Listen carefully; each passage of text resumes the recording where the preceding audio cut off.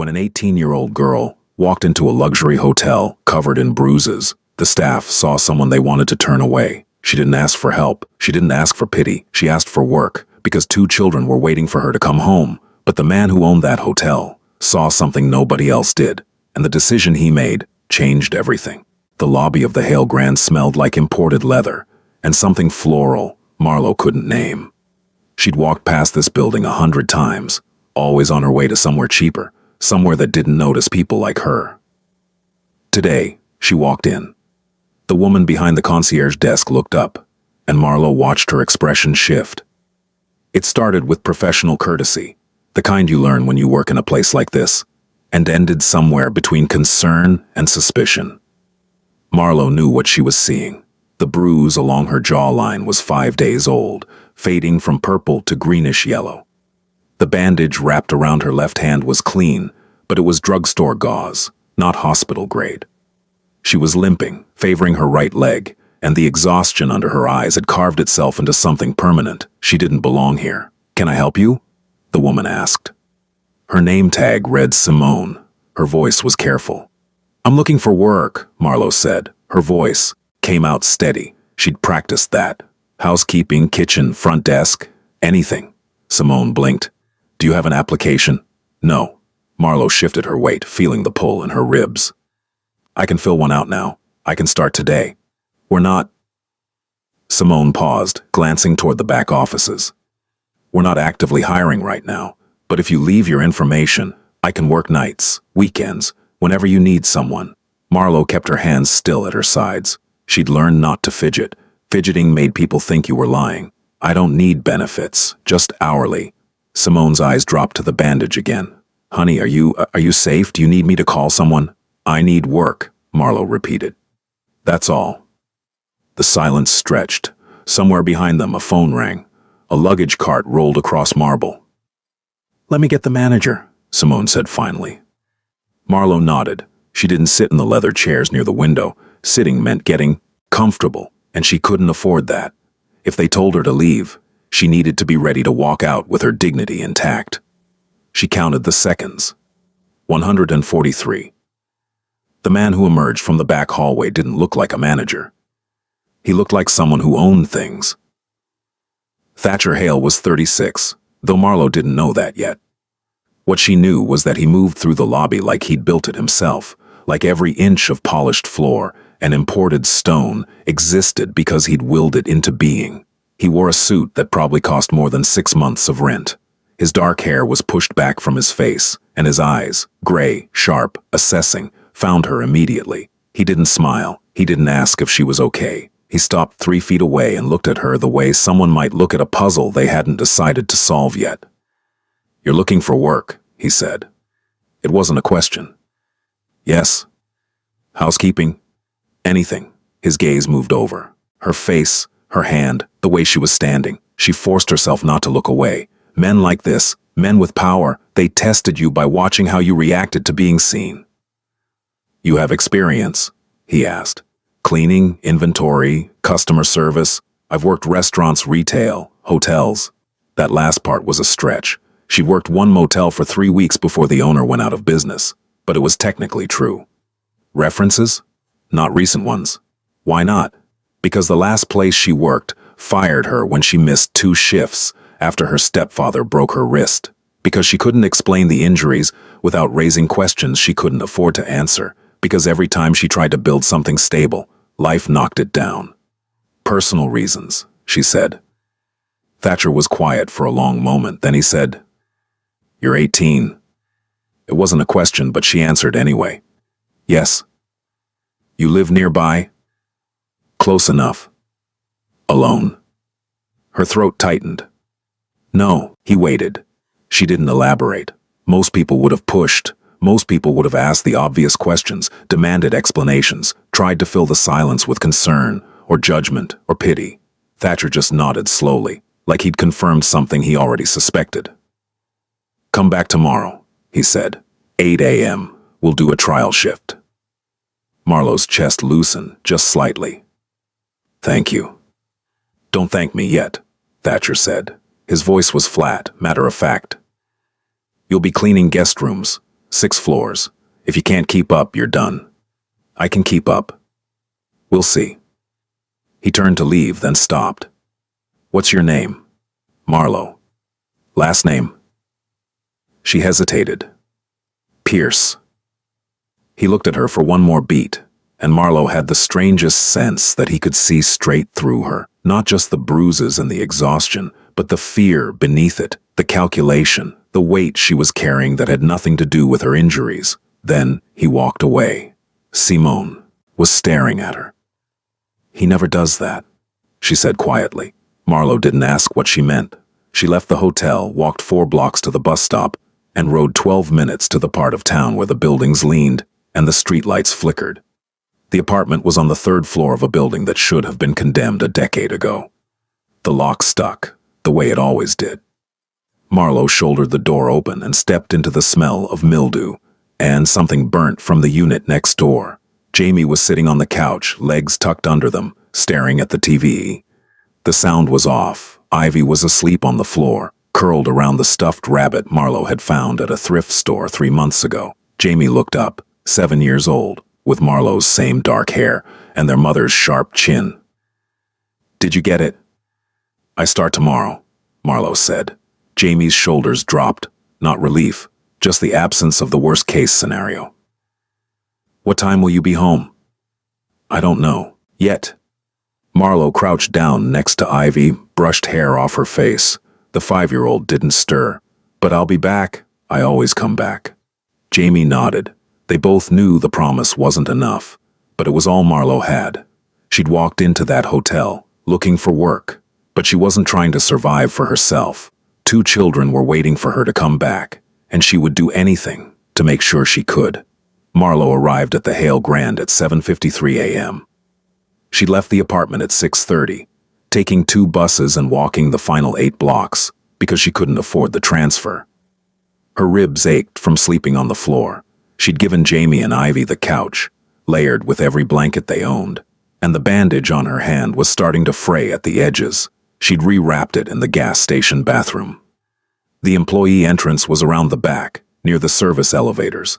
Simone had told her where to go when she'd called yesterday to confirm the shift. A woman in her 50s with graying hair and kind eyes met her at the door. Marlo, she asked. Yes, ma'am. I'm Gloria, head of housekeeping. She handed Marlo a uniform, black pants, a white button-down, a name tag. You'll shadow me today. If Mr. Hale likes what he sees, we'll talk about a regular schedule. Thank you. Gloria's gaze lingered on the bruise. Marlo waited for the question. It didn't come. Locker rooms down the hall, Gloria said instead. Change quick. We've got 15 rooms to turn over before checkout. The work was brutal. Marlo had expected that. What she hadn't expected was how meticulous it needed to be. Every corner vacuumed, every surface wiped down twice, pillows fluffed at exact angles, towels folded with hospital corners. Gloria didn't cut her any slack. You're limping, she said on the 4th room. I'm fine. You're slowing down. I won't. Gloria studied her for a moment. Then she handed Marlo a bottle of ibuprofen from her cart. Take 2. Drink water. Don't pass out on my watch. Marlo swallowed the pills dry. By noon, her hands were raw. By 2 p.m., the pain in her ribs had sharpened into something that made breathing difficult. By 4, she was moving on autopilot, muscle memory carrying her through motions her brain had stopped directing. She didn't complain. She didn't sit down. When Gloria told her to take a break, she used the time to check her phone. 3 missed calls from the elementary school. Her stomach dropped. She called back, stepping into the service stairwell for privacy. Ms. Pierce? The school secretary's voice was brisk. Jamie didn't have lunch money today. Marlo closed her eyes.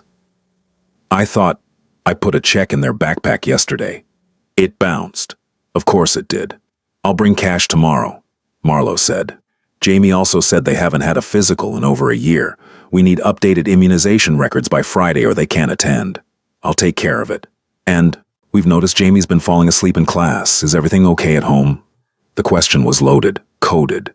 Is everything okay meant should we call someone? Everything's fine, Marlo said. Her voice stayed even.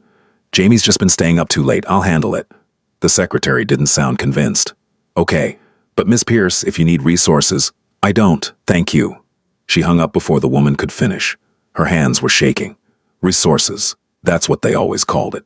Resources meant social workers. Social workers meant investigations. Investigations meant questions about why an 18-year-old was living alone with two kids who weren't legally hers. Questions meant answers. Answers meant Jamie and Ivy being taken away. Marlo had seen it happen before. To her friend Kayla, whose little brother got placed in foster care after their mom went to rehab. To Marcus down the hall, whose sister was split up between 3 different homes because the state couldn't find a family willing to take both kids. The system didn't keep families together. It broke them apart and called it help. Marlo leaned against the concrete wall, focusing on breathing. In, out, in, out. She couldn't lose them. She wouldn't. When she went back to the 6th floor, Gloria Brewery was waiting by the cart. You good? She asked. Yeah. Gloria didn't believe her, but she let it go. They finished the last 3 rooms in silence. At 5:47 p.m., Gloria led her back to the employee locker room. You worked hard today, she said. Mr. Hale wants to see you before you leave. Marlo's chest tightened. Did I do something wrong? If you had, I'd have told you already. Gloria's expression softened slightly. He just wants to talk. Thatcher's office was on the 8th floor, accessible only by a private elevator that required a key card. Gloria swiped hers and pressed the button. Good luck, she said. The doors closed. The elevator moved silently, and Marlo watched the numbers climb. Her reflection stared back at her from the polished metal. Pale, exhausted, younger than 18, and older than she should be. The doors opened. The hallway was quieter than the rest of the hotel, carpeted, dimly lit. At the far end, a frosted glass door stood partially open. Marlo knocked. Come in. Thatcher was sitting behind a desk, made of dark wood, reviewing something on a laptop. He didn't look up immediately. The office was minimalist. No family photos, no personal touches, just clean lines, expensive furniture, and floor-to-ceiling windows overlooking the city. Sit, he said. Marlo sat. Thatcher closed the laptop. He leaned back in his chair, hands steepled, and looked at her the same way he had yesterday, like she was a problem he was deciding whether to solve. Gloria says you kept up, he said. I did. You're in pain. It wasn't a question. I'm fine. That's not what I asked. Marlo met his eyes. I can do the job. I don't doubt that. Thatcher's voice was calm, measured. But you're 18 years old with fresh injuries, and you're working like someone who doesn't have a choice. I don't. Why not? Because I have 2 kids depending on me. Because the rent is due in 9 days. Because if I don't work, we don't eat. Personal reasons, Marlo said again. Thatcher was quiet for a long moment. Then he said, You're not living alone. Her pulse spiked. I didn't say I was. You also didn't say you weren't. He tilted his head slightly. Who are you taking care of? That's not relevant. It is if it affects your ability to work. It won't. Marlo. He said her name like he was testing its weight. I'm not asking to be invasive. I'm asking because I've been doing this long enough to recognize when someone's running from something. I'm not running, she said. I'm working. For someone. She didn't answer. Thatcher leaned forward, resting his forearms on the desk. Here's what I know. You're young, you're hurt. You're desperate enough to walk into a place like this and ask for work without a resume, without references, without any leverage. That tells me you're out of options. Marlo's jaw tightened. It also tells me, Thatcher continued, that you're carrying responsibility you shouldn't have to carry alone. I can handle it. That's not the question. Then what is? Whether you're safe. The word landed like a punch. Marlo looked away. I'm fine. The bruises say otherwise. They're old. Are they going to be replaced with new ones? Her throat tightened. She didn't answer. Thatcher exhaled slowly. I'm going to offer you a regular position. 4 days a week, 40 hours, minimum wage plus tips, From the cleaning service charge, Marlowe's breath caught. Thank you. Don't thank me yet. His expression didn't change. If you miss a shift, you're done. If you show up late, you're done. If I find out you're lying to me about something that puts you or anyone else at risk, you're done. I understand. Do you? Yes. Thatcher studied her for a long moment. Then he slid a business card across the desk. That's my direct line. If something happens, if you need help, you call. Marlowe picked up the card. The weight of it felt heavier than it should. I won't need it, she said. Keep it anyway. She tucked it into her pocket. As she stood to leave, Thatcher said, One more thing. She paused. Whoever you're protecting, he said quietly. Make sure they're worth it. Marlowe looked at him, and for a split second, she almost told him about Jamie, about Ivy, about the apartment with the broken lock and the landlord who kept threatening eviction, about the school calling and the system circling and the constant crushing fear that one wrong move would tear everything apart. But she didn't, because trust was a luxury she couldn't afford. They are, she said. Then she left. When Marlowe got home, it was almost 8 p.m. The apartment was dark except for the glow of the TV. Jamie was sitting in the same spot as yesterday, arms wrapped around their knees. Ivy was curled up next to them, half asleep. You're late, Jamie said. I know, I'm sorry. Marlowe dropped her bag by the door, wincing as the motion pulled at her ribs. Did you eat? Jamie gestured toward the counter. 2 empty ramen cups. Marlowe's chest tightened. That was the last of the food. I got the job, she said. I start Friday. Jamie's expression didn't change. How much? Enough. How much?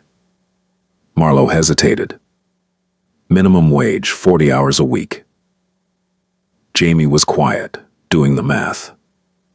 Years old, and they already knew how to calculate whether survival was possible. That's not enough, they said finally. It's a start. What about the rent? I'll figure it out. What about food? I'll figure it out. What about Jamie? Marlowe's voice came out sharper than she intended. She softened it. I'll figure it out. I always do. Jamie looked at her and Marlowe saw it. The exhaustion, the fear, the weight of trying to stay strong when you're too young to understand why you have to. Come here, Marlowe said quietly. Jamie hesitated, then unfolded from the couch and crossed the room. Marlowe pulled them into a hug, careful not to press too hard on her ribs. We're going to be okay, she whispered. I promise. Jamie didn't say anything. Promises didn't mean much when you'd heard them break before. That night, after Jamie and Ivy were asleep, Marlowe sat on the floor with her phone and the business card Thatcher had given her. She stared at the number. If something happens, if you need help, you call. She almost laughed. Help meant explaining. Explaining meant exposing. Exposing meant losing. Marlowe put the card in her wallet, behind her expired ID and the photo of her mother she couldn't bring herself to throw away. Then she lay down on the floor, pulled the thinnest blanket over herself, and closed her eyes. Tomorrow, she'd get up. Tomorrow she'd work. Tomorrow she'd keep fighting, because Jamie and Ivy didn't have anyone else. And she'd burn herself to ashes before she let them go. Marlowe's first official shift started at 6 a.m. on Friday. She'd woken up at 4:30, moving carefully in the dark so she wouldn't disturb Jamie and Ivy. The apartment was freezing. The radiator had stopped working 2 days ago, and she hadn't had time to ask the landlord to fix it. She pulled on her uniform, wrapped her hand in fresh gauze, and left a note on the counter. Gone to work, cereal in the cupboard, lock the door. I'll be back by 3. Love you. The bus was mostly empty at that hour. Marlowe sat near the back, watching the city blur past. Her ribs still ached, but the ibuprofen helped. The bruise on her jaw had faded to something easier to hide with the collar of her shirt. She looked almost normal, almost. Gloria met her at the employee entrance with a cart already loaded. You're early, she said. Didn't want to risk being late. Smart. Gloria handed her a key card.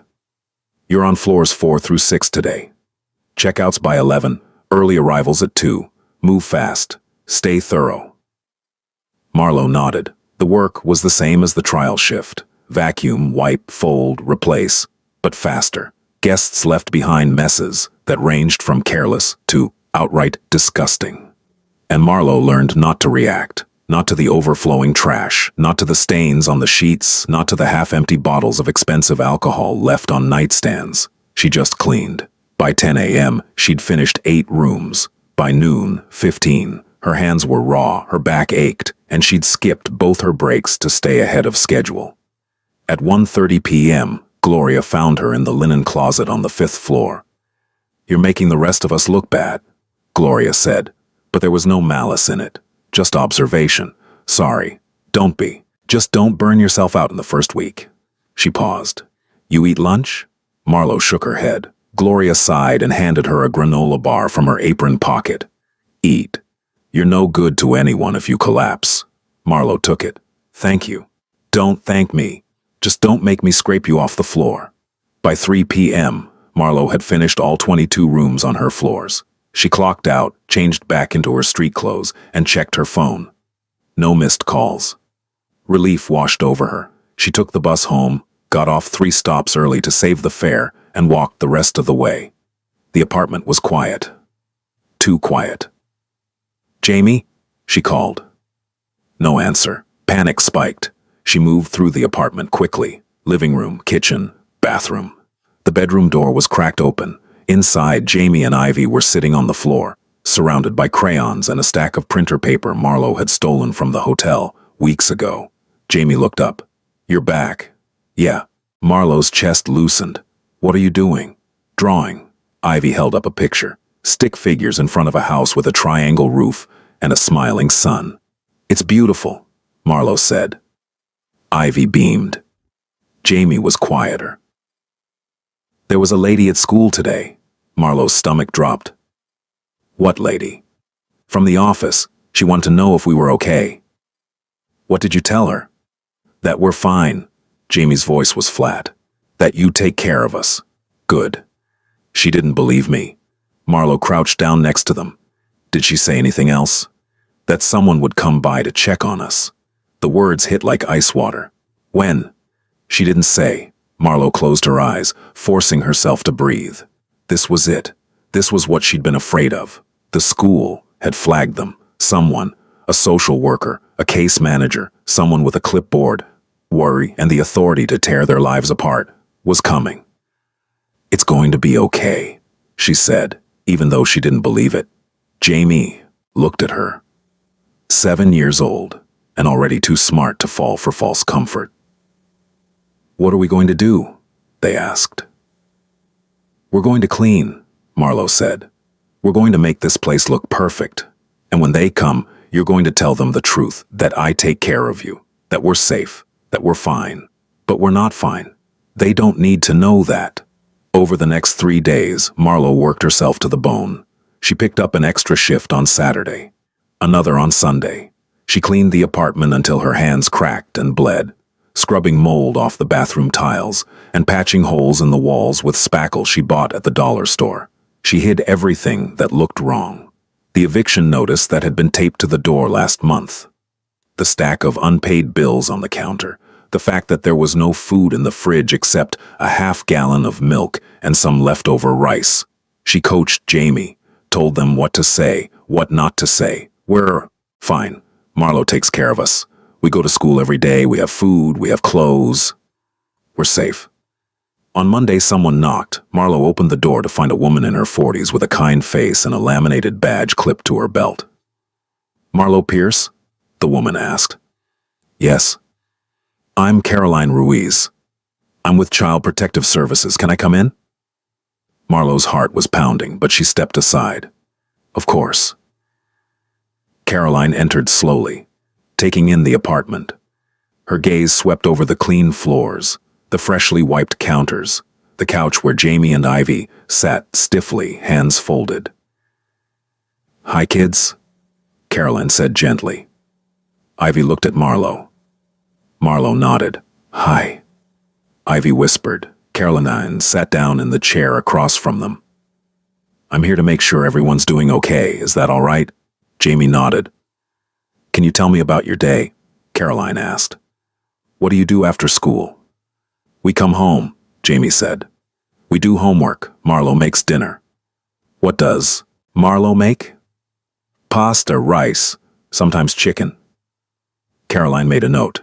And Marlo, she's your sister. Jamie hesitated. Yes. It was technically true. Half-sister from their mother's second marriage. But the distinction didn't matter. Where are your parents? Caroline asked. Our mom died, Jamie said quietly. Our dad left. Caroline's expression softened. I'm sorry. She turned to Marlo. How old are you? 18. And you're taking care of them alone? Yes. Do you have any support, family, friends? I have a job, Marlo said. I work at the Hale Grand. Housekeeping, 40 hours a week. Caroline made another note. That's good, but raising 2 children on minimum wage is difficult. Have you applied for assistance? Marlo's throat tightened. No. Why not? Because applying meant paperwork. Paperwork meant questions. Questions meant people looking too closely at how an 18-year-old ended up with 2 kids who weren't legally hers. It meant risking Jamie and Ivy being taken away. I can handle it, Marlo said. Caroline looked at her for a long moment. Then she said, Marlo, I'm not here to take them away. I'm here to help. We don't need help. That's not what the school says. Marlo's hands clenched. The school doesn't know anything. They know Jamie's falling asleep in class. They know lunch money's bouncing. They know you haven't updated their medical records. Caroline's voice stayed gentle, but the words cut. Those are red flags. I'll take care of it. How? I just will. Caroline sighed. Marlo, I believe you're doing your best. But your best might not be enough. These kids need stability. They need food, health care, a safe place to live. Can you provide that? Yes. Can you prove it? The question hung in the air. Marlo didn't have an answer. Caroline stood. I'm going to recommend a follow-up visit in 2 weeks. In the meantime, I'm going to connect you with some resources, food assistance, housing support, legal aid. I don't want... It's not optional, Caroline said firmly. If you refuse help, it looks like you're not prioritizing the children's well-being. Do you understand? Marlo's chest tightened. Yes. Good. Caroline handed her a folder. My number's in there. Call if you need anything. She paused at the door. You love them. I can see that. But love isn't enough. They need more than you can give them alone. Then she left. Marlo stood frozen, staring at the closed door. Behind her, Jamie asked quietly, Are they going to take us away? No, Marlo said, but for the first time she wasn't sure she could keep that promise. That night, after Jamie and Ivy were asleep, Marlo sat on the fire escape with the folder Caroline had given her. Inside were pamphlets, phone numbers, applications. She didn't open them. Instead, she pulled out her phone and stared at Thatcher's business card again. If something happens, if you need help, you call. Her finger hovered over the number. She didn't press it. She couldn't. Asking for help meant admitting she was failing. And Marlo couldn't fail, not when Jamie and Ivy were counting on her. The next day at work, Thatcher stopped her in the hallway. Marlo, he said. She turned. Yes? He studied her for a moment, and Marlo had the uncomfortable sense that he could see the cracks forming. You look tired, he said. I'm fine. You keep saying that. Because it's true. Thatcher didn't argue. He just handed her an envelope. What's this? She asked. Advance on next week's pay. Gloria said you've been picking up extra shifts. Marlo stared at the envelope. I didn't ask for this. I know. I can't. You can, Thatcher said. And you will. Because whatever you're dealing with, you can't handle it if you're running on empty. Marlo's throat tightened. Thank you. Don't thank me. His voice was quiet. Just take care of yourself. He walked away before she could respond. Marlo opened the envelope. Inside was $300 in cash. She stood in the hallway staring at it. And for the first time in weeks, she felt something other than fear. It wasn't relief. It wasn't hope. But it was close. The $300 lasted 8 days. Marlo paid the landlord $200 to buy them another month. She used $50 for groceries, real groceries, not just ramen and rice, and spent the rest on bus fare, laundry detergent, and a new pair of shoes for Ivy, whose toes had been cramping in the old ones. By day 9, they were back to counting pennies. But for those 8 days, Marlo had been able to breathe. She worked her shifts at the Hale Grand with mechanical precision. Gloria stopped commenting on her pace, just nodded approvingly when Marlo finished her floors ahead of schedule. The other housekeepers, Rosa, Daniela, an older woman named Meredith, started, leaving her alone, which Marlo preferred. She didn't come here to make friends. She came here to survive. On Thursday, 2 weeks after Caroline's visit, Marlo was restocking towels on the 4th floor when she felt it. The pull in her ribs had been getting worse. She'd been ignoring it, pushing through the pain the way she always did. But today it was sharp, insistent. Every breath felt like someone was pressing a blade between her bones. She leaned against the linen cart, waiting for it to pass. It didn't. "You okay?" Marlo looked up. Rosa was standing in the doorway of room 412, watching her. "Fine," Marlo said automatically. Rosa crossed her arms. She was in her early 30s, with dark eyes that saw too much. "You don't look fine." "I'm fine." "Uh-huh." Rosa didn't move. "How long have you been working through broken ribs?" Marlo's chest tightened. "They're not broken. Bruised then. Same difference." Rosa stepped closer, lowering her voice. "Look, I'm not going to report you or anything, but if you collapse on the job, Gloria's not going to be able to protect you." "I'm not going to collapse." "You sure about that?" Marlo straightened, forcing herself to stand without wincing. "I need this job." "I know." Rosa's expression softened. "But you're no good to anyone if you're hurt." "I'll manage." Rosa studied her for a moment longer, then sighed. "Stubborn, I get it." She pulled a small bottle from her apron pocket and handed it to Marlo. "Extra strength Tylenol. Take 3. Don't tell anyone I gave them to you." Marlo took the bottle. "Thank you." "Don't thank me. Just don't be stupid." Rosa walked away, and Marlo swallowed 3 pills dry. The pain dulled to something manageable. She finished her shift. That evening, Marlo got home to find Jamie sitting on the front steps of the building. Her stomach dropped. "Why aren't you inside?" "The lock's broken," Jamie said. "I couldn't get in." Marlo tried the door. The lock had finally given out completely. The mechanism stuck in a way that no amount of jiggling would fix. "Where's Ivy?" "With Mrs. Cho." Jamie gestured to the apartment next door. "She let us wait inside." Mrs. Cho was 78 and mostly deaf, but she was kind. Molly knocked, and the old woman opened the door with Ivy clutching her hand. "Your lock broke," Mrs. Cho said in heavily accented English. "I told landlord. He say he fix tomorrow." "Thank you," Marlo said. She took Ivy's hand. "Come on, we'll figure it out." They couldn't get into the apartment, which meant they couldn't get their clothes, their toothbrushes, the homework Jamie needed to turn in tomorrow. Marlo sat on the steps with Jamie and Ivy on either side of her, trying to think. "Are we going to sleep out here?" Ivy asked quietly. "No," Marlo said. "We'll find somewhere." "Where?" She didn't have an answer.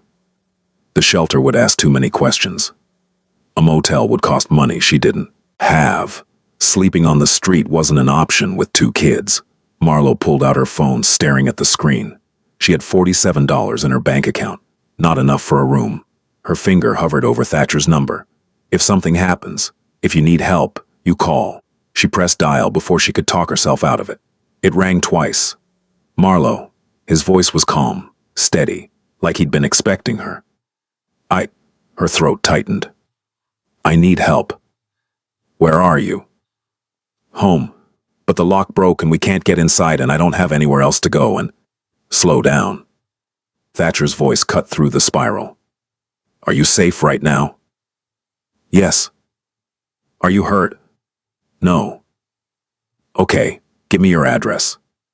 Marlo hesitated. Giving him her address meant letting him see where she lived, meant exposing the broken building, the unsafe neighborhood, the reality she'd been trying to hide. Marlo, Thatcher said quietly.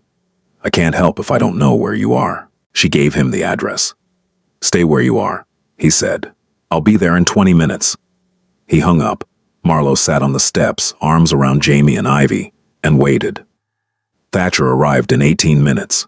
He pulled up in a black car that looked too expensive for this neighborhood, got out, and walked toward them without hesitation. He was wearing dark jeans and a plain shirt.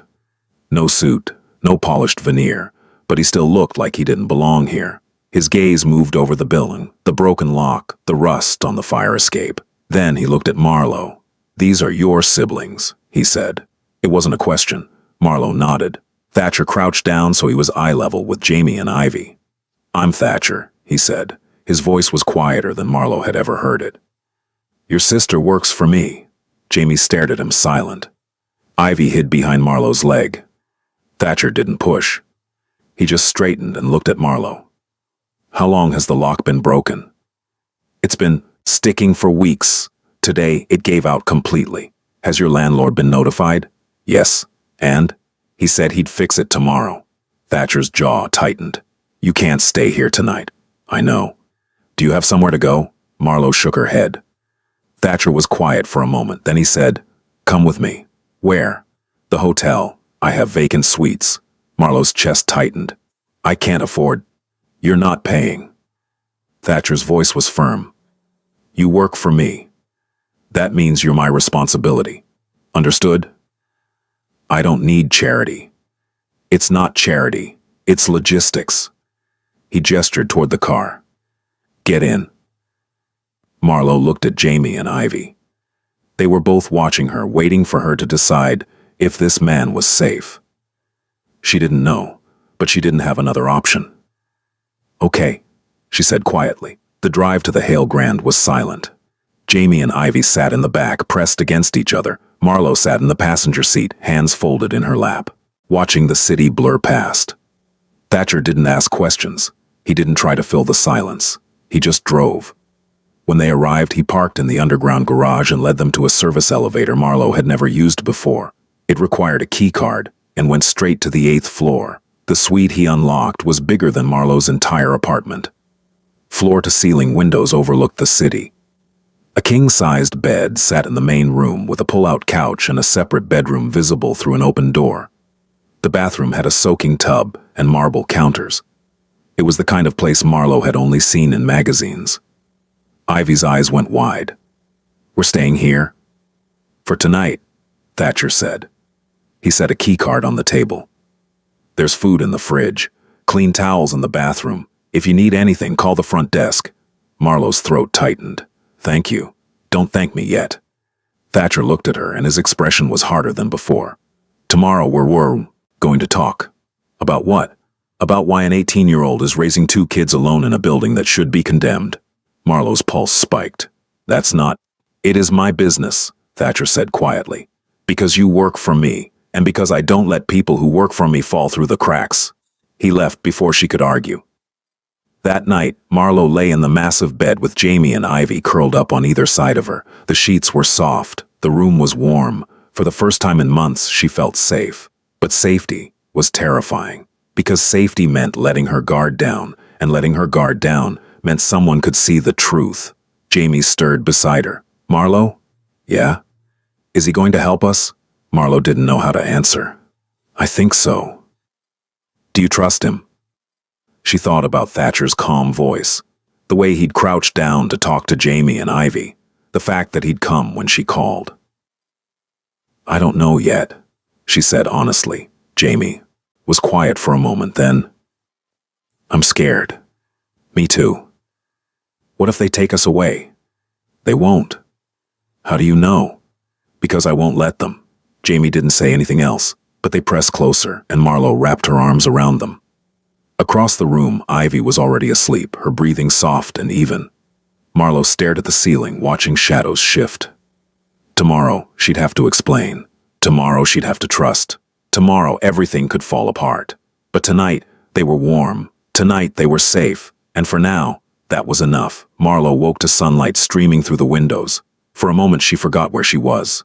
Then it came back, the broken lock, the phone call, Thatcher's car. She turned her head and saw Jamie and Ivy still asleep, tangled in blankets that probably cost more than a month's rent.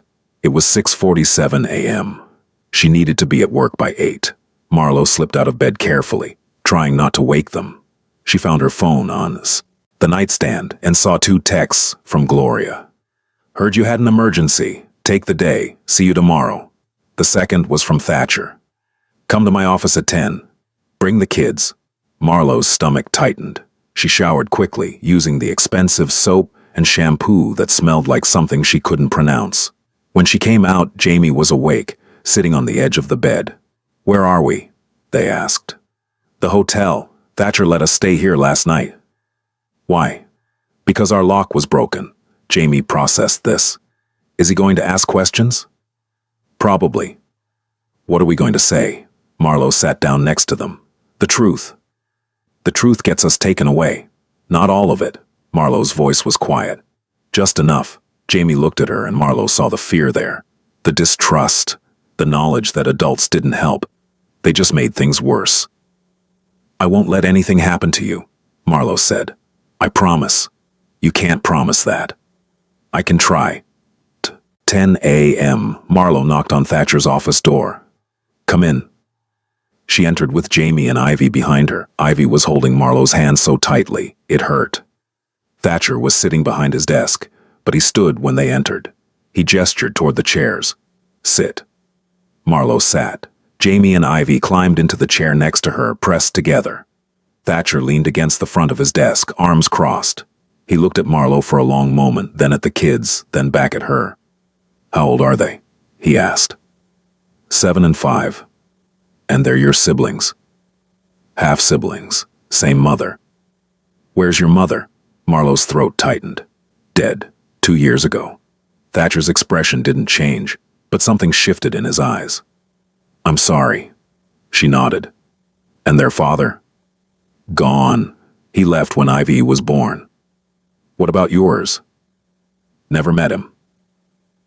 Thatcher was quiet for a moment. "So you've been raising them alone for 2 years?" "Yes."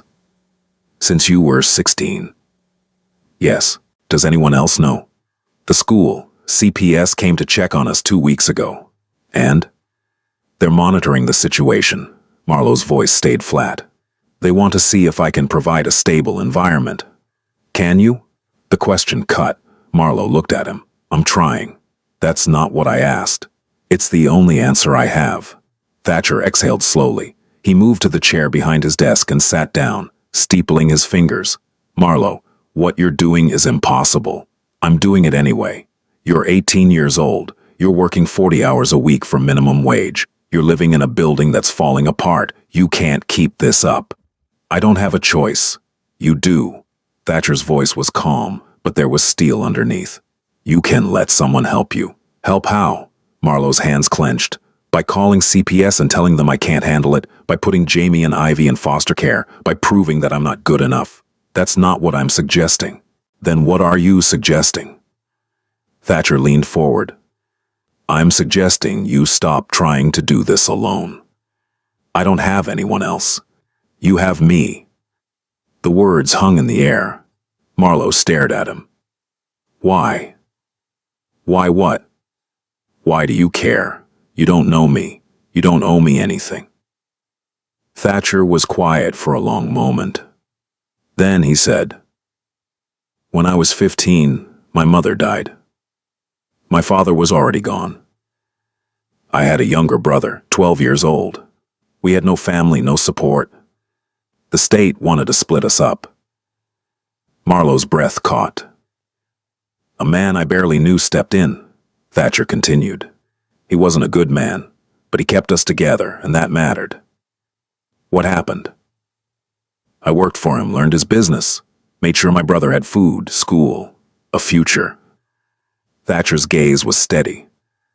"I did whatever it took to keep us together." "And your brother?" "He's a lawyer now, married, 2 kids. He doesn't talk to me much anymore, but he's safe. That's what matters." Marlo didn't know what to say. I'm not offering you charity, Thatcher said. I'm offering you a way to survive. But you need to trust me. I don't trust anyone. I know. Thatcher's voice softened. But you called me last night. That means part of you wants to. Marlowe looked at Jamie and Ivy. They were watching her, waiting. What do you want me to do? She asked quietly. First, let me get your lock fixed. Today. The landlord said, I don't care what the landlord said. I'm calling a locksmith. He'll be there this afternoon. Marlowe's throat tightened. I can't afford. You're not paying. Thatcher cut her off. Consider it a signing bonus.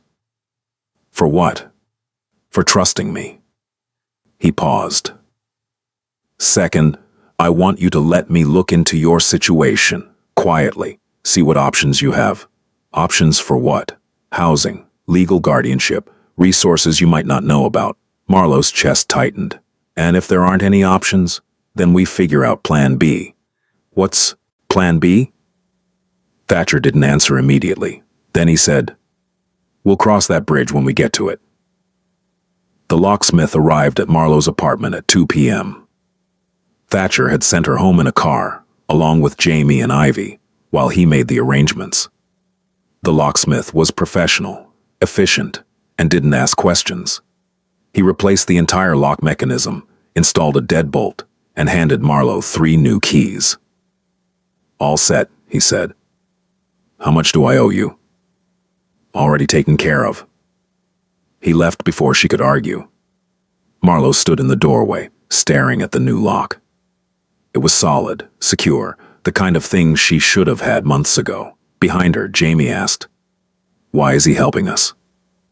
I don't know, Marlowe said. Do you think he wants something? The question made her stomach turn. She'd thought about that, about what men usually wanted when they offered help. But Thatcher hadn't looked at her that way. He'd looked at her like she was a problem to solve, not a thing to use. I don't think so, she said finally. Jamie didn't look convinced. Over the next week, Marlowe kept waiting for the other shoe to drop, for Thatcher to ask for something in return, for the help to come with strings attached. It didn't. The lock stayed fixed. He gave her another advance on her paycheck without her asking. When Ivy got sick with a fever, he arranged for a doctor to come to the hotel. Off the books, no insurance required.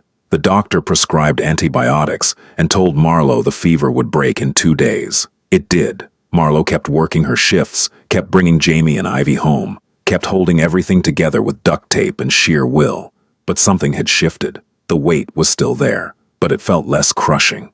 On Friday, 2 weeks after the lock incident, Thatcher called her into his office again. Sit, he said. Marlowe sat. He slid a folder across the desk. I had someone look into your situation. Her pulse spiked. What? Kind of someone? A lawyer, specializes in family law. I told you I can't afford. You're not paying, Thatcher said again. Just listen. Marlowe opened the folder. Inside were documents. Legal terms she didn't understand. Phrases like guardianship petition and emancipated minor and kinship care. What is this?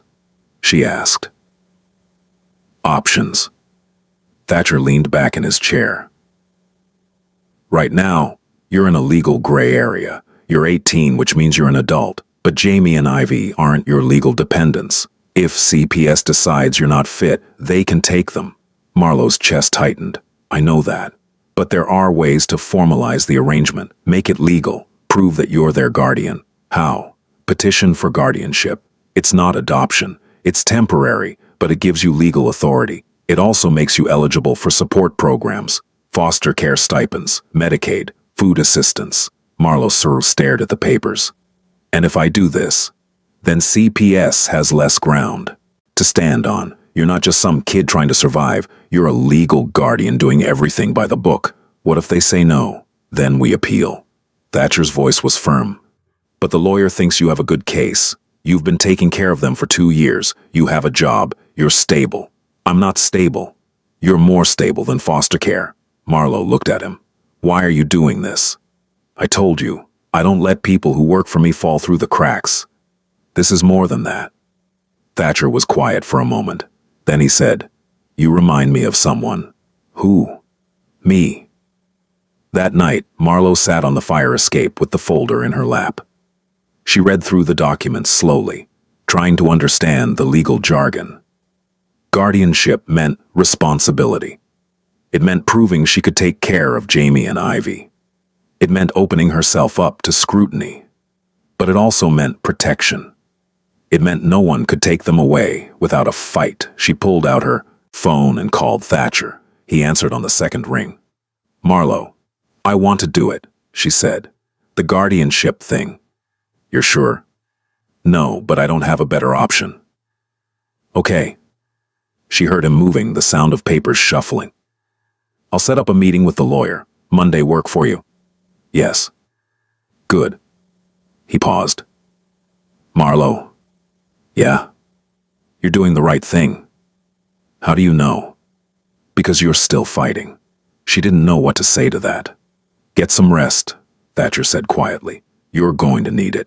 He hung up. Marlo sat on the fire escape, staring at the city lights, and let herself feel something she hadn't felt in a long time.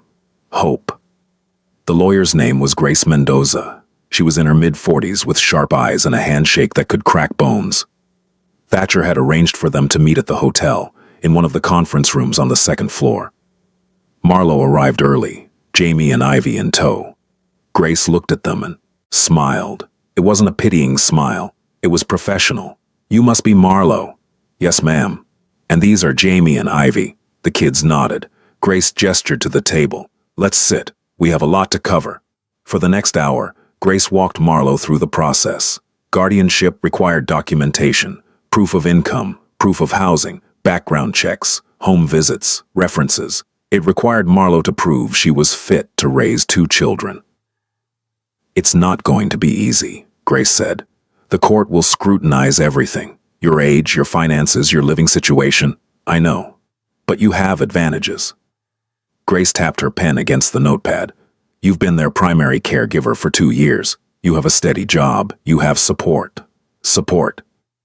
Grace glanced toward the door, where Thatcher was standing. Marlo hadn't noticed him come in. "Mr. Hale has agreed to provide a character reference," Grace said. "He's also offered to assist with housing arrangements." Marlo looked at Thatcher. "What does that mean?" "It means," Thatcher said, stepping into the room, "that I own several residential properties. One of them is vacant. You can live there." Marlo's breath caught. "I can't afford reduced rent," Thatcher said. "Subsidized through the hotel's employee housing program." "You don't have an employee housing program." "I do now." Marlo Saito stared at him. "Why are you doing this?" "Because you need it." Thatcher's voice was calm. "And because it makes the guardianship petition stronger. A stable home improves your case." Grace nodded. "He's right. The court wants to see that you can provide a safe, consistent environment. Moving into better housing shows you're prioritizing the children's well-being." Marlo felt like she was drowning. "This is too much." "It's what you need," Thatcher said simply. She looked at Jamie and Ivy. They were sitting quietly, watching the adults talk about their future. "What do you think?" Marlo asked them. Jamie shrugged. "I don't know." Ivy looked at Thatcher. "Is the new place nice?" "It has 2 bedrooms," Thatcher said. "A full kitchen, heat that works." Ivy's eyes widened. "Can I have my own bed?" Marlo's throat tightened. Ivy had been sleeping on the couch for 2 years. "Yes," Thatcher said. Ivy looked at Marlo. "I want to go there." Marlo closed her eyes. "Okay." The apartment Thatcher showed them was on the north side of the city, in a building that looked like it had been renovated within the last decade. The hallway was clean. The elevator worked. There were locks on every door. Inside, the apartment was small, but functional. 2 bedrooms, a galley kitchen, a living room with actual furniture. The walls were freshly painted. The floors were solid. It was the nicest place Marlo had ever lived. "Rent is $500 a month," Thatcher said. "Utilities included." Marlo did the math in her head. 500 was more than half her paycheck. "Yeah, can't." "You're also getting a raise," Thatcher said. $15 an hour. Effective immediately. "That's not." "It's market rate for experienced housekeeping staff," Thatcher interrupted. "Gloria agrees. You've earned it." Marlowe stared at him. I don't understand. What's not to understand? Why you're helping us? Thatcher was quiet for a moment, then he said, because someone helped me once. And I didn't forget. He handed her the keys. Move in this weekend. Let me know if you need help. Then he left. Marlowe stood in the empty apartment, Jamie and Ivy exploring the bedrooms, and tried to process what had just happened. A month ago, she'd been desperate, terrified, certain that everything was going to fall apart. Now she had a job with decent pay, an apartment with working locks, a lawyer helping her file for guardianship. None of it felt real. Jamie appeared in the doorway. There's a closet in my room. That's good. And a window. Also good. Jamie looked at her. Do you trust him? Marlowe thought about Thatcher, about the way he'd shown up when she called, about the lock, the doctor, the lawyer, this apartment. I think so, she said. What if he changes his mind? Then we figure something else out. What if there's nothing else? Marlowe pulled Jamie into a hug. There's always something else. We've made it this far, haven't we? Jamie nodded against her shoulder. We'll make it through this too, Marlowe said. She hoped she was right. They moved in on Saturday. It didn't take long. They didn't have much. Some clothes, a few dishes, the stuffed rabbit, the crayons and paper. Everything fit into 4 garbage bags and a cardboard box. Thatcher sent movers anyway. They arrived with a truck full of furniture, beds, dressers, a couch, a kitchen table, sheets and towels and dishes still in their packaging. We didn't order this, Marlowe said. The lead mover shrugged. It's on the invoice. Already paid. 4, Marlowe called Thatcher. You sent furniture, she said when he answered. You need furniture. I didn't ask for it. I know. Thatcher. Marlowe. His voice was patient. You have 2 kids. You can't sleep on the floor anymore. I'll pay you back. No, you won't. Yes, I will. Fine. He sounded amused. Take it out of your raise over the next decade. That's not... I have a meeting. Call if you need anything. He hung up. Marlowe stood in the living room, surrounded by boxes and movers and furniture that cost more than she made in a year, and felt something break inside her, not in a bad way. In the way that happens when you've been holding yourself together for so long that you forget what it feels like to let go. She sat down on the new couch, put her face in her hands, and cried. Jamie sat down next to her. Are you okay? Yeah, Marlowe said, her voice cracked. I'm okay. Then why are you crying? Because someone's being nice to us. Jamie didn't understand, but they wrapped their arms around Marlowe anyway. Across the room, Ivy was already asleep in her new bed, the stuffed rabbit tucked under her chin. For the first time in 2 years, Marlowe let herself believe that maybe, just maybe, they were going to be okay, and the guardianship petition was filed on Wednesday. Grace had walked Marlowe through every page, explaining what each document meant, what the court would look for, what could go wrong. There were a lot of things that could go wrong. The petition required a home study. A social worker would visit the new apartment, interview Marlowe, interview the kids, inspect every room. They'd ask about income, about childcare, about emergency plans. They'd look for reasons to say no. The home study is scheduled for next Thursday, Grace said. That gives you 10 days to prepare. Prepare how? Make sure the apartment is clean, stock the fridge, have a fire escape plan, know where the nearest hospital is. Grace's voice was matter-of-fact. They're going to look for stability. Show them you have it. Marlowe nodded, taking notes. One more thing, Grace said. They'll ask the kids questions, alone. Marlowe's chest tightened. What kind of questions? About their life, how they feel, whether they feel safe. Grace met her eyes. They're going to try to determine if this is what Jamie and Ivy actually want, or if they're just going along with what you want. They want to stay with me. I believe you, but you need to make sure they can articulate that. That night, Marlowe sat down with Jamie and Ivy at the new kitchen table. We need to talk about something, she said. Jamie looked wary. What? A social worker is going to come visit. They're going to ask you questions. What kind of questions? About living here, about me, about how you feel. Ivy frowned. Why? Because the court needs to make sure you're safe, Marlo said carefully. That you're happy. That you want to stay together. Jamie's expression darkened. Are they going to take us away? No, but they need to make sure this is the right place for you. It is. I know that, but you need to tell them that. Jamie was quiet for a moment. What if they don't believe us? Then we keep trying. And if they still don't believe us? Marlo's throat tightened. She didn't have a good answer for that. Let's not worry about that yet, she said. Let's just focus on being honest, okay? Jamie didn't look convinced, but they nodded. Ivy looked at Marlo. Can I tell them about my new bed? Yes, Marlo said, forcing a smile. You can tell them whatever you want. Over the next 10 days, Marlo worked herself to exhaustion. She scrubbed the apartment until it gleamed. She stocked the fridge with actual groceries, fruits, vegetables, milk, bread, things that looked like a real family lived there. She bought school supplies and hung Jamie's drawings on the fridge with magnets. She practiced what she'd say to the social worker. I've been taking care of them for 2 years. I have a stable job. We have a safe home. They're doing well in school. They're happy. She practiced until the words sounded natural. At work, she kept her head down and her pace steady. Gloria had noticed the raise, noticed the way Thatcher had been checking in more often, but she didn't comment. Rosa asked once if everything was okay. Fine, Marlo said. Rosa didn't push. On Tuesday, 3 days before the home study, Marlo got a call from Jamie's school. Miss Pierce, this is Principal Davidson. Can you come in this afternoon? Marlo's stomach dropped. Is something wrong? We need to discuss Jamie's attendance. Their attendance is fine. Actually, Jamie's missed 6 days this semester, and they've been late 17 times. Marlo closed her eyes.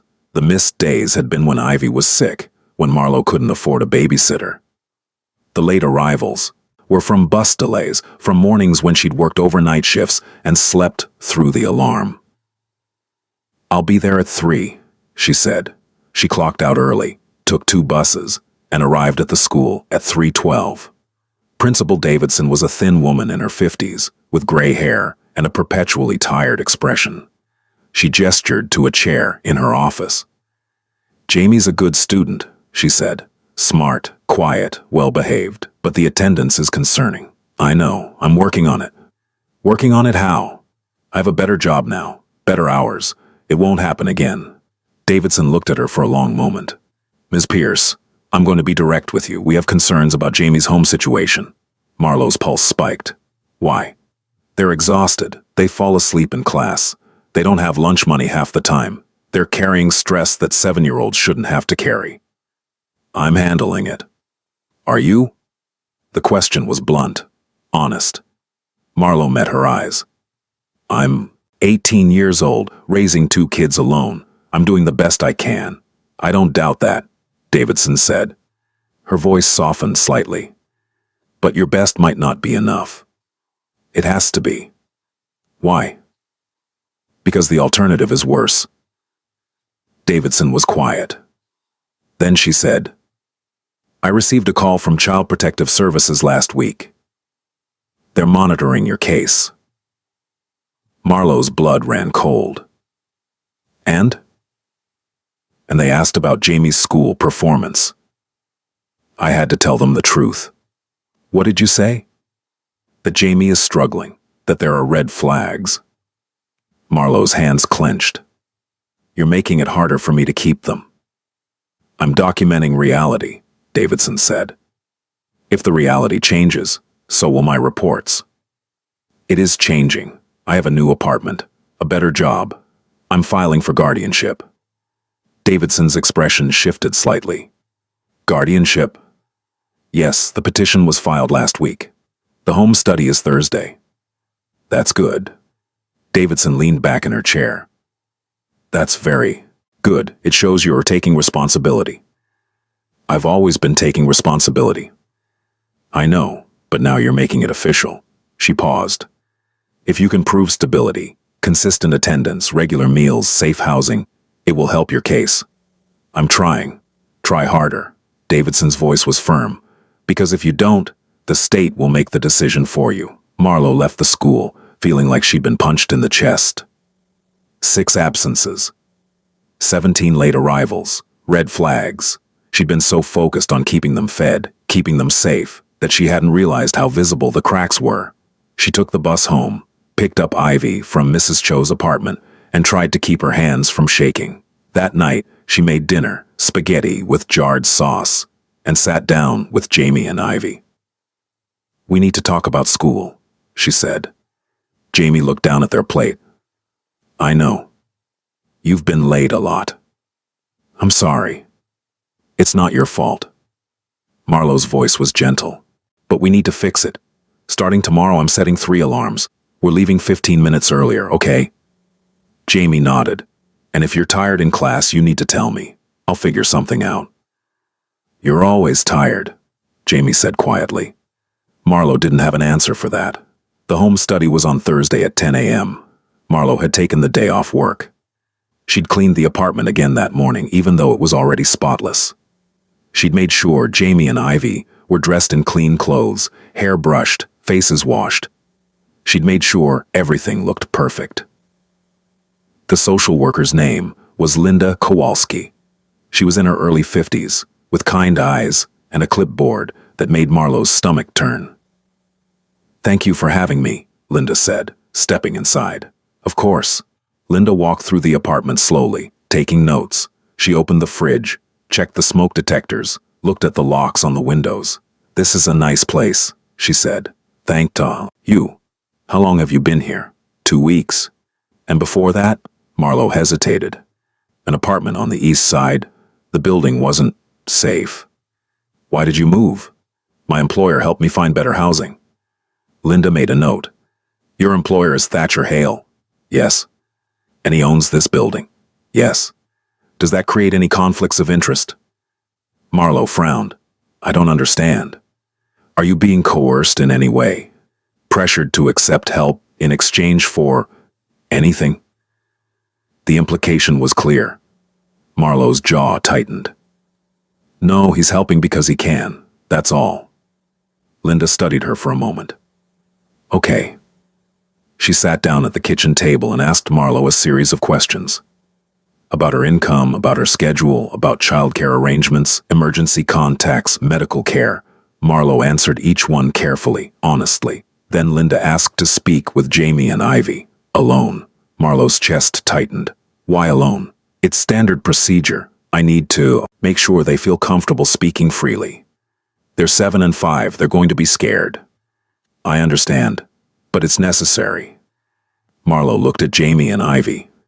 They were sitting on the couch, watching the adults with wide eyes. "It's okay," she said, trying to keep her voice steady. "Just answer her questions. Tell the truth." She left the room and stood in the hallway, heart pounding. She couldn't hear what they were saying. She counted the seconds. 312. When Linda opened the door, her expression was unreadable. "Thank you," she said to Jamie and Ivy. Then, to Marlo, "Can we talk outside?" Marlo's stomach dropped. "Is something wrong?" "Just come outside."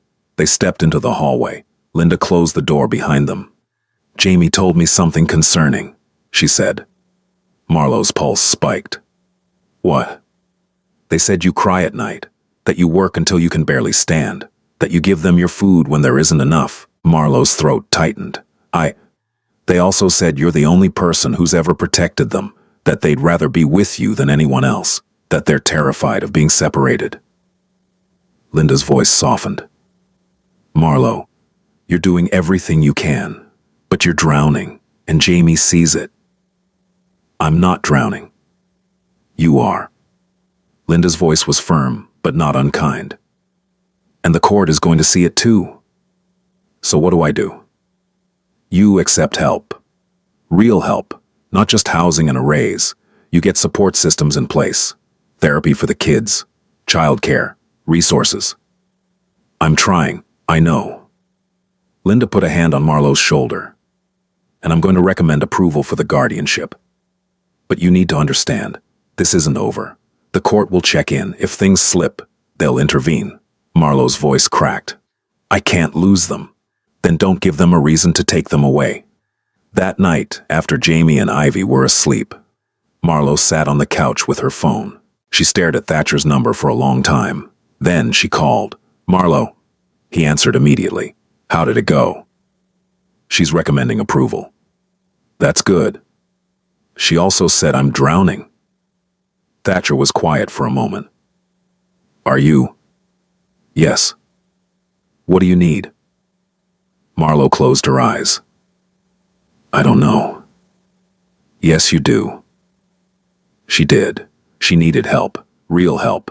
The kind that meant admitting she couldn't do this alone. "Linda said I need support systems," she said. "Therapy for the kids. Childcare." "Okay." "I can't afford—" "We'll figure it out," Thatcher said. "What else?" "I need—" Her voice broke. "I need to know this isn't going to fall apart." "It won't." "How do you know?" "Because you won't let it." Marlowe's throat tightened. "What if I'm not enough?" "You are," Thatcher said quietly. "But you don't have to be everything. Let people help you." "Why do you care so much?"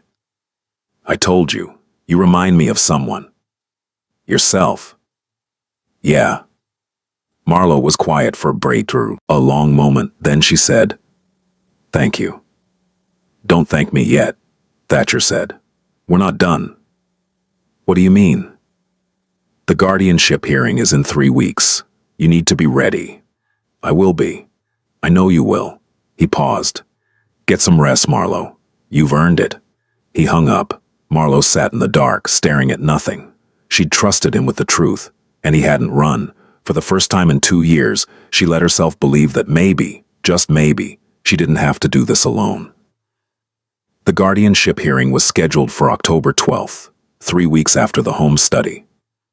Grace had prepared Marlowe for what to expect. The judge would review the petition, the home study report, the financial documents. They'd ask questions. They'd scrutinize everything. They'd decide if Marlowe was fit to raise Jamie and Ivy. "The hearing will take about an hour," Grace said. "Maybe less. The judge will ask you directly why you're seeking guardianship." "What do I say?" "The truth, but I keep it simple. You've been their primary caregiver. You love them. You want to make it official so they're protected." Marlowe nodded, taking notes. "They'll also ask about your support system," Grace continued. "Friends, family, anyone who can help if things get difficult." "I don't have family." "You have Mr. Hale." Marlowe looked up. "He's my employer. He's also your character reference, and he's willing to testify on your behalf if needed." "He is?" "Yes, I spoke with him yesterday." Grace's expression was thoughtful. "He's very invested in this outcome." Marlowe didn't know what to say to that. The week before the hearing, Caroline Ruiz from CPS came back for a follow-up visit. She arrived unannounced, the way social workers always did, and Marlowe's heart had jumped into her throat when she'd heard the knock. But Caroline had smiled when Marlowe opened the door. "New apartment," she said. "This is good." "Yeah." Caroline walked through, taking in the furniture, the stocked fridge, the clean floors. She sat down with Jamie and Ivy, asked them gentle questions about school, about friends, about how they liked their new home. Jamie answered carefully. Ivy chattered about her bed. When Caroline was done, she pulled Marlowe aside. "This is a significant improvement," she said. "The home study report was positive. Linda spoke highly of you. But the court is going to want to see sustained stability, not just 3 weeks. They'll want to see 6 months, a year, proof that this isn't temporary." Marlowe's chest tightened. "I'm filing for guardianship. Doesn't that prove I'm committed?" "It proves intent," Caroline said. "But intent isn't the same as capacity." "What does that mean?" "It means the judge will look at your age, your income, your support system. They'll ask if you can really provide for 2 children long term." "I can. I hope so." Caroline's voice was kind. "Because if the guardianship is denied, we'll have to explore other options." "Like what?" "Foster placement, kinship care with other relatives, adoption." "There are no other relatives." "Then foster placement." Marlowe's hands clenched. "They're not going into foster care." "That's not your decision to make." Yes, it is. I'm their sister. You're not their legal guardian. Not yet. Caroline put a hand on Marlowe's arm. I'm not trying to scare you. I'm trying to be realistic. The system doesn't always work the way we want it to. Then I'll make it work. Caroline looked at her for a long moment. Then she said, "Good luck at the hearing." The night before the hearing, Marlowe couldn't sleep. She lay in bed, staring at the ceiling, running through every possible outcome. What if the judge said no? What if they decided she was too young, too poor, too unstable? What if they took Jamie and Ivy away? At 2 a.m., she gave up on sleep and went into the living room. Jamie was asleep on the couch. They'd been having nightmares lately, and sleeping near Marlowe helped. Marlowe sat down on the floor next to them, watching them breathe. 7 years old, too young to carry this much fear. "I'm sorry," she whispered. Jamie stirred but didn't wake. Marlowe stayed there until the sun came up. The courthouse was downtown, a massive concrete building with security checkpoints and echoing hallways. Grace met Marlowe outside at 8:45 a.m. She was wearing a sharp suit and carrying a briefcase. "Ready?" she asked. "No." "You'll be fine." Grace's voice was steady. "Just answer honestly. Don't over-explain. Let me handle the legal arguments." They went through security, took the elevator to the 4th floor, sat on a bench outside courtroom C. Jamie and Ivy were with Mrs. Cho. They'd wanted to come, but Grace had advised against it. The judge might ask to speak with them later, but it was better if they weren't sitting through the hearing. At 9:15, the courtroom doors opened. "Pierce, guardianship petition," a clerk called. Marlowe stood on shaking legs and followed Grace inside.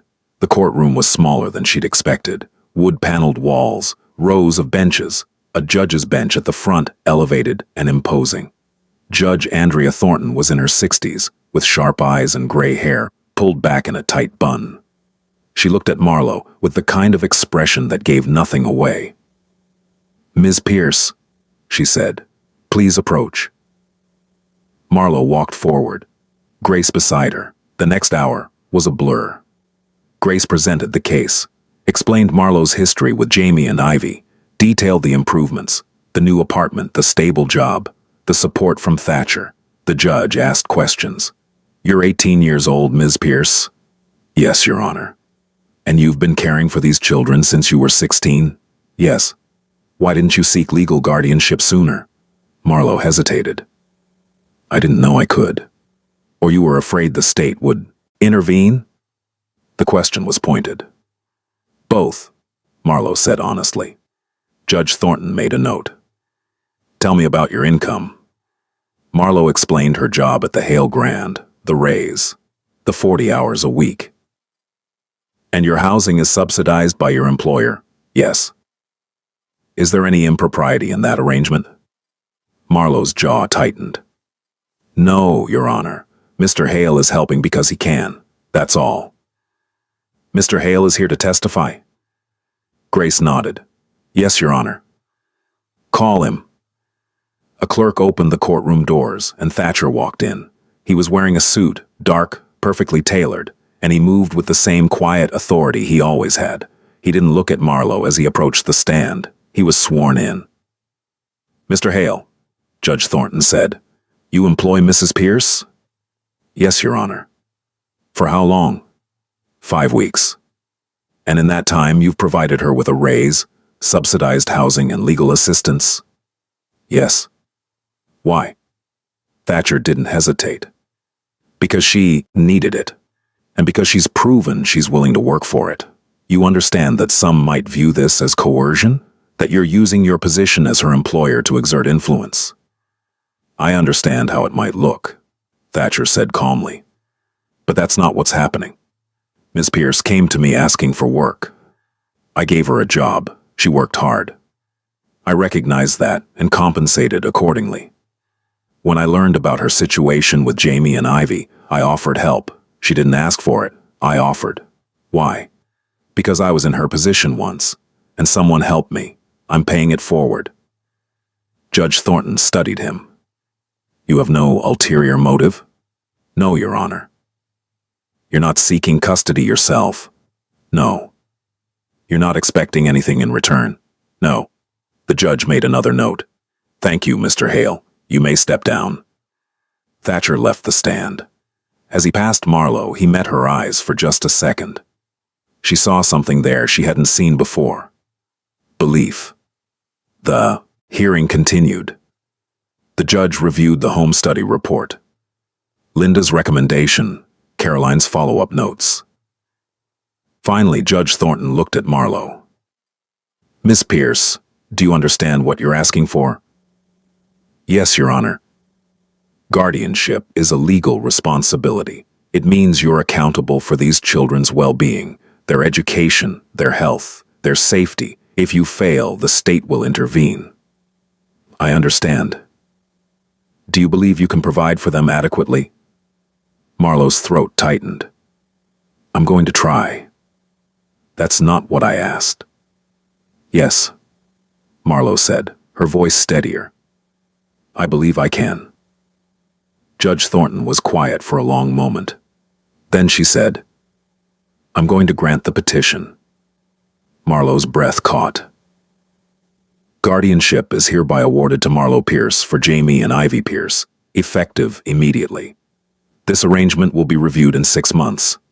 Ms. Pierce, if your circumstances change, if you lose your job, your housing, or if the whirlpool, children's well-being is compromised in any way, the state will reassess. Yes, Your Honor. Do you understand the gravity of this responsibility? Yes. Then don't make me regret this decision. I won't. Judge Thornton nodded. We're adjourned. The gavel came down. Marlowe stood in the hallway outside the courtroom, hands shaking. Grace was smiling. You did it. I did it, Marlowe repeated, like she didn't believe it. Congratulations. Grace shook her hand. You're officially their legal guardian. Marlowe felt like she might cry, or collapse, or both. Thatcher appeared beside them. Congratulations. Thank you, Marlowe said. Her voice cracked. For everything. You earned it. I didn't. Not alone. No one does anything alone, Thatcher said quietly. That's the point. Marlowe looked at him. Why did you help me? I told you. You remind me. Of yourself, I know. Marlowe's voice was firmer now. But it's more than that. Thatcher was quiet. For a moment. When my brother and I were separated, I promised myself that if I ever had the power to stop it from happening to someone else, I would. You called me that night. You asked for help. I wasn't going to let you fall through the cracks. I don't know how to repay you. You don't need to. Thatcher's expression softened slightly. Just take care of them. That's enough. Marlowe took the bus home. She picked up Jamie and Ivy from Mrs. Cho's apartment, and they walked up to their own place, the place with working locks and heat and 2 bedrooms. Did you win? Jamie asked. Yeah, Marlowe said. I'm your legal guardian now. Jamie's expression didn't change. What does that mean? It means no one can take you away. It means we're official. So we're safe? Marlowe crouched down so she was eye level with them. We're safe. Jamie looked at her for a long moment. Then they hugged her. It was the first time in months that Jamie had initiated touch. Marlowe wrapped her arms around them and felt Ivy join in, and for the first time in 2 years, she let herself relax. Not completely, not forever, but enough. Epilogue. 6 months later. The 6-month review happened on a Tuesday in April. Caroline came to the apartment, clipboard in hand, and walked through with the same professional care she always had. But this time, she was smiling. The apartment looks good, she said. Thanks. Jamie's attendance is perfect. Ivy's thriving in kindergarten. Caroline looked at Marlowe. You've done well. We've done well, Marlowe corrected. It wasn't just me. I know. Caroline closed her folder. I'm recommending the guardianship be made permanent. No more reviews unless there's a complaint. Marlowe's chest loosened. Thank you. Don't thank me. You did the work. That night, Marlowe sat on the couch with Jamie and Ivy, watching a movie they'd rented from the library. Ivy fell asleep halfway through, head on Marlowe's lap. Jamie stayed awake, focused on the screen. Marlowe, they said quietly. Yeah? Are we going to be okay? Yeah, Marlowe said. We're going to be okay. How do you know? Because we've made it this far, and we're not done yet. Jamie nodded slowly. Okay. They leaned against her shoulder and Marlowe wrapped an arm around them. Outside, the city hummed. The radiator clicked. The world beat moving. But inside this apartment, this small, safe space they'd fought so hard to keep, everything was still. Marlowe closed her eyes and let herself feel it. Not relief, not happiness, just the quiet, fragile hope that maybe, just maybe, they were going to make it.